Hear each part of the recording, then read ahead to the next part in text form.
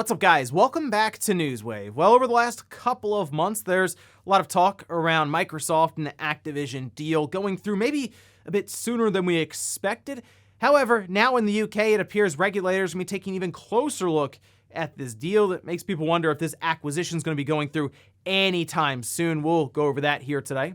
Also, we are going to be talking about the Famitsu sales charts, as it looks like stock is up across the board with the different consoles.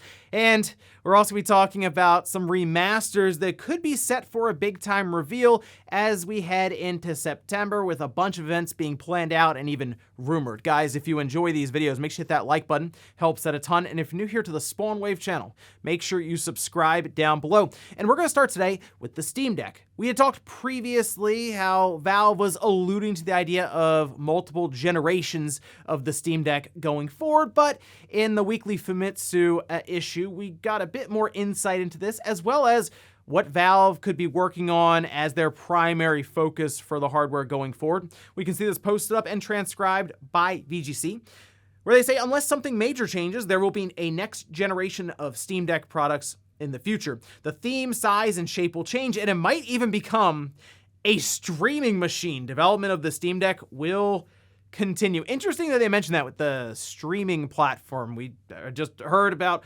Logitech and Tencent maybe looking into that with a handheld that could be revealed at any time, and now even Valve talking about that, a streaming, I guess, handheld in the form of like the Steam Deck, and I assume it would be a lot smaller than in that case, but that's, of course, something far off into the future, I would assume here. But they did talk about the idea of battery life being their primary focus, and that seems to be what the big complaint is around the Steam Deck. A lot of people seem to enjoy being able to play their PC games on the go, but they'd like to do it for more than an hour or two. Also, after images of Assassin's Creed Mirage leaked out, it looks like Ubisoft wasn't going to wait much longer. We can see this posted up over on Twitter, where they say Assassin's Creed Mirage is the next Assassin's Creed game.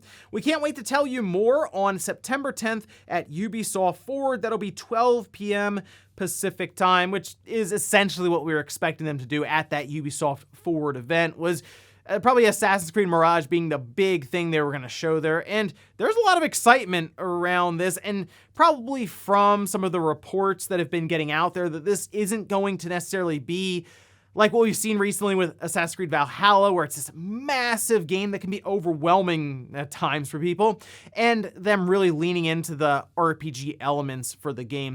It sounds like Mirage has been described as back to basics, leaning more towards the original formula of Assassin's Creed with 1 and even 2, and it being a more size, or a more manageable size. Maybe not something that's 80 to 100 hours long, maybe something that's like 20 or 30 hours. But yeah, I'm very curious to see what this game is exactly, since we know after this, we're probably going to see their big live service, Assassin's Creed Infinity, launch in 2023. Oh, and real quick, for any of you who are still looking for a PlayStation 5, and trust me, I see you guys in the comments all the time mention not being able to find a PS5, they're still in stock on the PlayStation Direct store. I took a look after I read a comment from yesterday that mentioned they were able to find it after I brought it up. Well, here's the page. Still says sign in to buy. I signed in. You can just add it to your cart, and it gets to you in like a day or two. One person said it took less than like 2 days to get to them, so I assume it's like a 48-hour time for shipping. That's pretty good. It is the Horizon Forbidden West bundle at $550. Remember, I talked about it. They kind of already raised the price on us with this bundle in the US,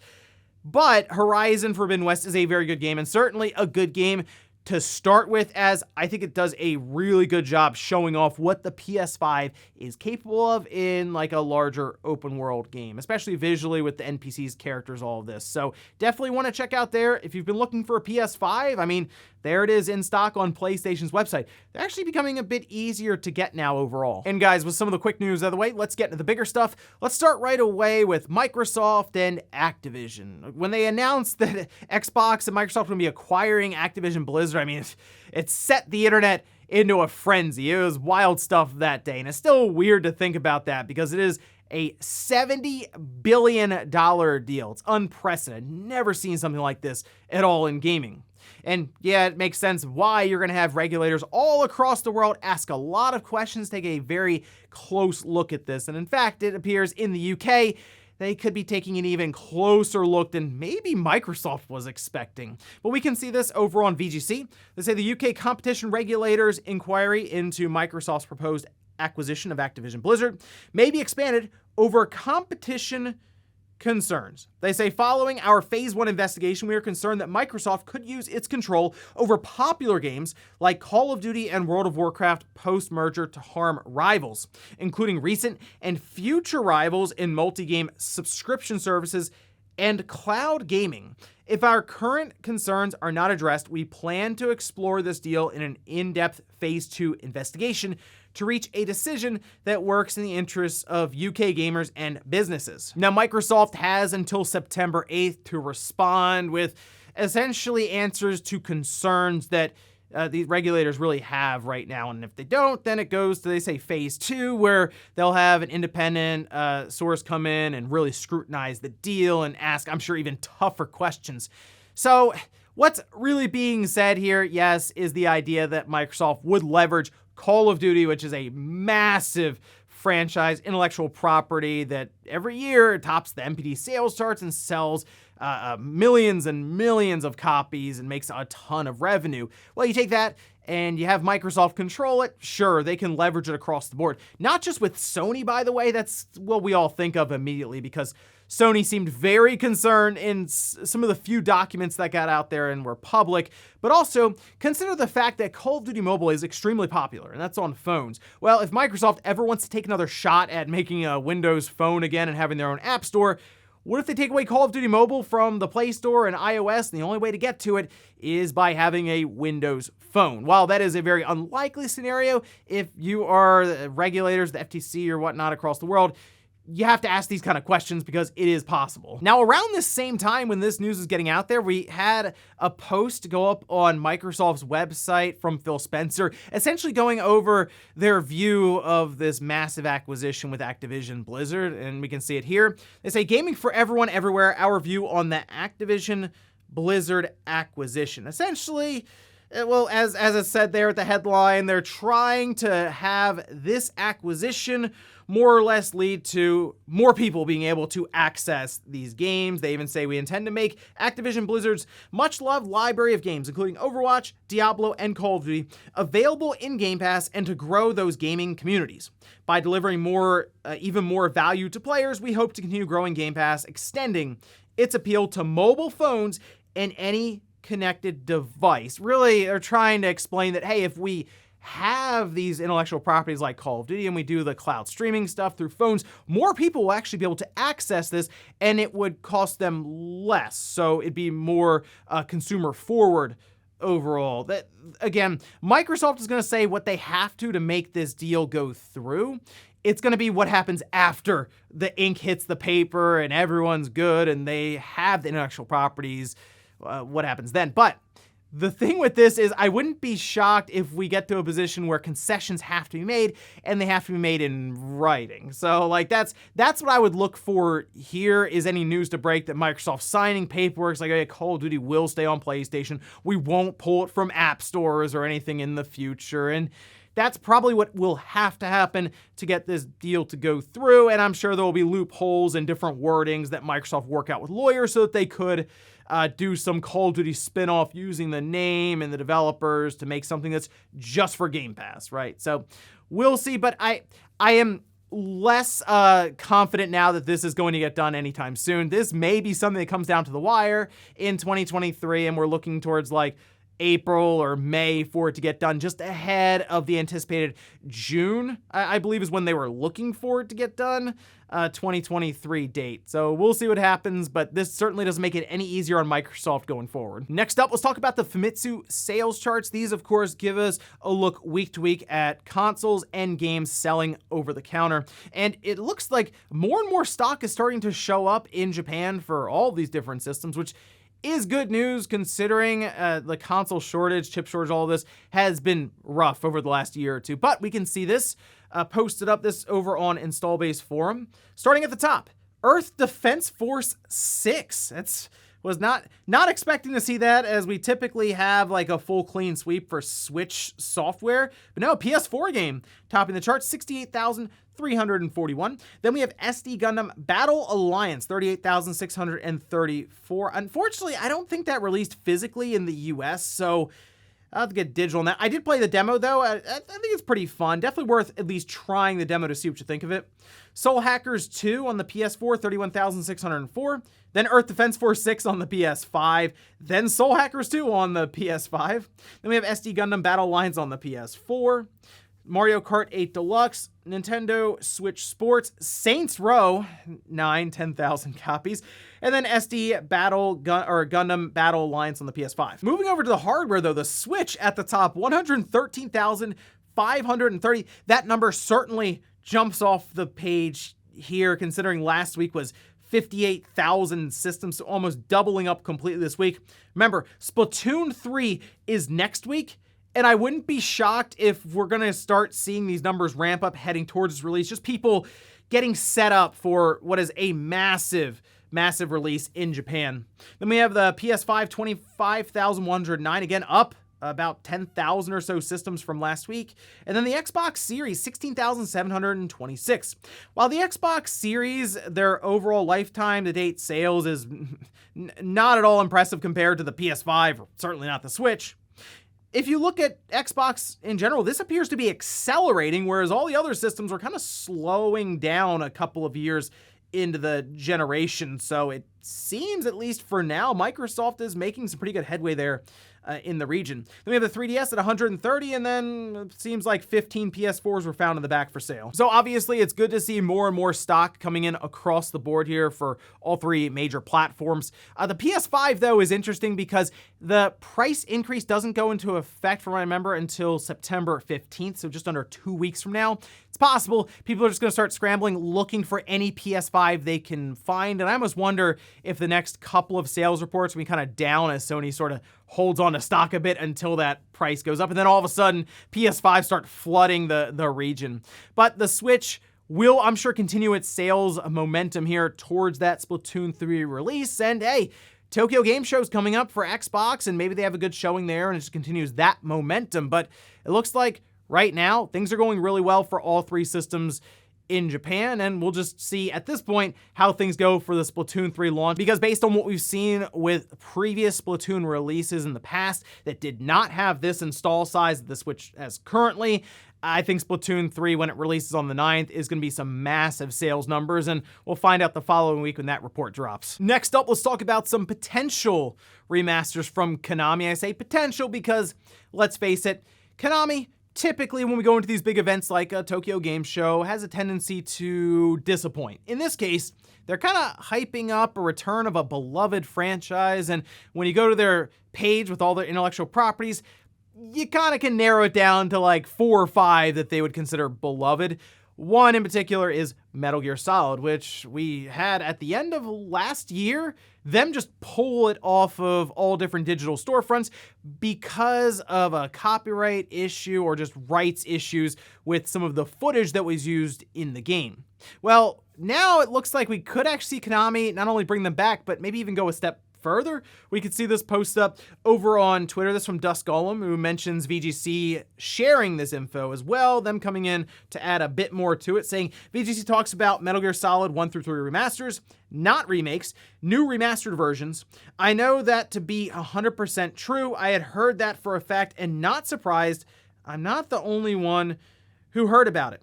I've had it from an 100% source, and not the plan is to release the 3 remasters separately, but also together as a collection, where you also get the MSX versions of Metal Gear 1 and 2 if you buy it together. Just chiming in there, that is something that is coming. So first of all, Konami, if you actually do this and you release an entire collection, Metal Gear Solid 1, 2, 3, Metal Gear 1 and 2 from the MSX, all as one package on a disc or cartridge that I can buy, I promise not to make fun of you for like a month, okay? I think that's a fair deal, but that would actually be really cool to see, because it's weird. We've had the Metal Gear Solid Legacy Collection. That's only on the PS3. Then we had the Metal Gear Solid HD Collection, but that didn't include the first one. It was just 2 and 3, and then Peace Walker. So we've never had like a clear like collection of the Metal Gear Solid games, like 1 through 3. So I think this would be a really cool thing to announce at Tokyo Game Show. And yeah, it would fill in the idea of a beloved franchise making a return, since it was technically removed and now they're bringing it back. Not just how it was, but new remastered versions of the game for current platforms. Just release it everywhere you can, right? Even on PC, PS4, PS5, Xbox One, Series, Switch. Put on phones for all I care. Just get as many people this game as you can so they can kind of test the waters a bit, maybe with Metal Gear. How many people still would buy Metal Gear Solid, or how many new gamers would come in and check it out for the first time? Well, first you got to get it out there to platforms so we can see how much interest there is. But I'll tell you one thing, I would certainly be picking this up day one. It'd be really cool to have all that in one collection. And in our last bit of news, let's quickly talk about Halo Infinite, as we had an update on some of the progress for Season 3 going into 2023, as well as a big feature that was promised ahead of release just getting canceled, and it was like one line in a video that's been downvoted into oblivion at this point. So they released this roadmap here, and you can see it goes over the Halo Infinite Winter Update as well as Echoes Within, which is Season 3. The only problem is Season 3 was supposed to happen in November of this year. It's not happening now until March of 2023, so effectively a 4-month delay, and in its place, they're doing this Winter Update, which will start in the first week of November. It'll bring the Forge beta. They're going to have Campaign Network Co-op and Mission Replay, a Battle Pass that'll be free, and they'll also have 2 new maps. The big thing here, though, is in that video where they're really going over all of this, they talk about how split-screen Campaign Co-op has just been canceled. They're moving on from it. And the weird part was Joseph Staten, who, I'll give him credit, he's been very upfront about all of this, and I do wonder if he's taking more and more control of like the future of Halo Infinite and kind of how they're going about this.